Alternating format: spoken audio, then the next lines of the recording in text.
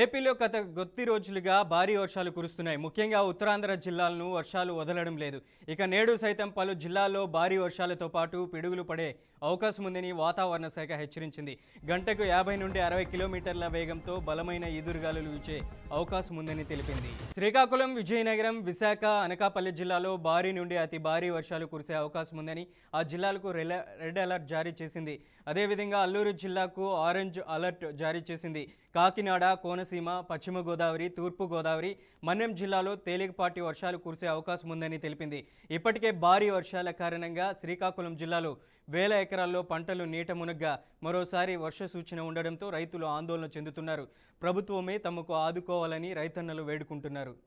AP వ్యాప్తంగా భారీ వర్షాలు కురుస్తున్నాయి. అల్లూరు సీతారాం జిల్లా, కాకినాడ, కోనసీమ, తూర్పు, పశ్చిమ గోదావరి జిల్లా, మన్యం జిల్లాలో భారీ వర్షాలు కురిసే అవకాశం ఉందని ఇప్పటికే వాతావరణ శాఖ హెచ్చరికలు జారీ చేసిన నేపథ్యంలో ఇక ఎల్లో అలర్ట్ కూడా జారీ చేసింది. ఇదే అంశానికి సంబంధించి మరింత సమాచారం అందించడానికి మా ప్రతినిధి ఈశ్వర్ ఫోన్ లైన్లో ఉన్నారు. ఈశ్వర్, అప్డేట్స్ ఏంటి? ఉత్తరాంధ్ర జిల్లాలను వర్షాలు వేయడం లేదు. భారీగా కురిసినటువంటి వర్షాల కారణంగా వాగులు వంకలు అన్ని కూడా పొంగి పొర్లుతూ ఉన్నాయి. ముఖ్యంగా శ్రీకాకుళం జిల్లాలో ఉన్నటువంటి వంశధార, నాగావళి నదులకు వరద నీరు ఉధృతంగా వచ్చి చేరుతూ ఉంది. ఎడతెడుపు లేకుండా కురుస్తున్నటువంటి భారీ వర్షాలకు అటు విజయనగరం, శ్రీకాకుళం జిల్లాల్లో ఉన్నటువంటి అరటి పంటతో పాటు మొక్కజొన్న తీవ్ర నష్టం వాటిల్లిందని రైతులైతే లబోదిబోమంటున్నారు.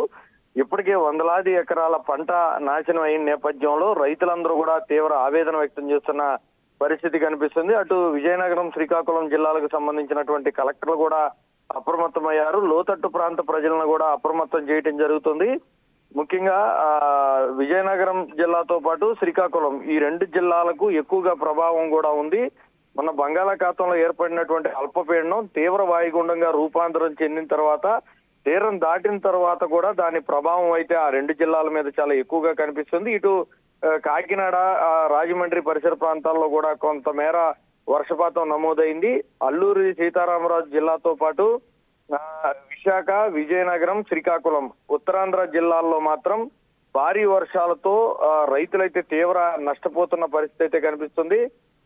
అలాగే శ్రీకాకుళం జిల్లాలో ఉన్నటువంటి ఎక్కువగా ఉన్నటువంటి పంట అరటి తోట, ఇప్పుడు ప్రెజెంట్ మొక్కజొన్న పంటను కూడా రైతులు పెద్ద ఎత్తున వేయటం జరిగింది. ఈ ఏదైతే వర్షపాతంతో పాటు భారీ ఈదురుగాళ్లు వీస్తున్న నేపథ్యంలో గంటకు 60 నుంచి 70 కిలోమీటర్ల వేగంతో బలమైన ఈదురుగాళ్లు వీస్తున్న నేపథ్యంలో ఆ పంట మొత్తం కూడా నేలమట్టం అయిపోయింది. విస్తారంగా కురుస్తున్న వర్షాలకు ఆ పంట నీట మురిగిన నేపథ్యంలో రైతులైతే తీవ్ర ఇబ్బందులు పడుతున్నారు. వందలాది ఎకరాలు ఇంకా దానికి సంబంధించినటువంటి లెక్కలు ఇంకా బయటికి రావాల్సి ఉంటుంది. ప్రస్తుతానికైతే ప్రాణ నష్టం లేకుండా లోతట్టు ప్రాంత ప్రజలందరినీ కూడా ఒడ్డు ప్రాంతానికి చేరుకో వాతావరణ శాఖ హెచ్చరికలు జారీ చేసింది. మరొక 2 రోజుల పాటు చేపల వేటను కూడా విరమించుకోవాలని మత్స్యకారులకు కూడా వాతావరణ శాఖ హెచ్చరికలు జారీ చేసినట్టు మనకి సమాచారం వస్తుంది.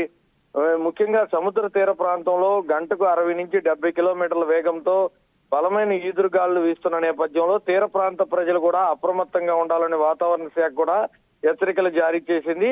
అటు విజయనగరం, శ్రీకాకుళం జిల్లాలో ఇంకా వర్షపాతం అయితే నమోదవుతూనే ఉంది. రికార్డు స్థాయిలో వర్షపాతం నమోదవుతున్న నేపథ్యంలో లోతట్టు ప్రాంత ప్రజలతో పాటు సముద్ర తీర ప్రాంతంలో ఉన్నటువంటి ప్రజలు కూడా అప్రమత్తంగా ఉండాలని విశాఖ వాతావరణ కేంద్రం కూడా హెచ్చరికలు జారీ చేసింది.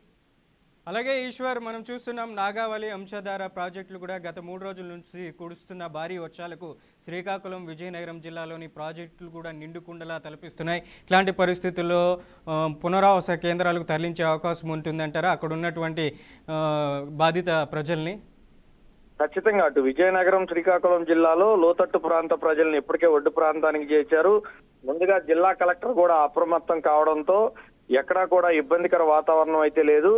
అయితే ఈ విస్తారంగా కురుస్తున్నటువంటి భారీ వర్షాలకు మాత్రం పెద్ద ఎత్తున పంట నష్టం జరిగిందని చెప్పాలి. వందలాది ఎకరాలు నీట మునిగిన నేపథ్యంలో రైతులందరూ కూడా రోడ్డును పడ్డారు, లబోదిబోమంటున్నారు. ప్రభుత్వం తమకు సాయం చేయాలని ఎదురు చూస్తున్న పరిస్థితి కనిపిస్తుంది. Right Eshwar, thank you for the update.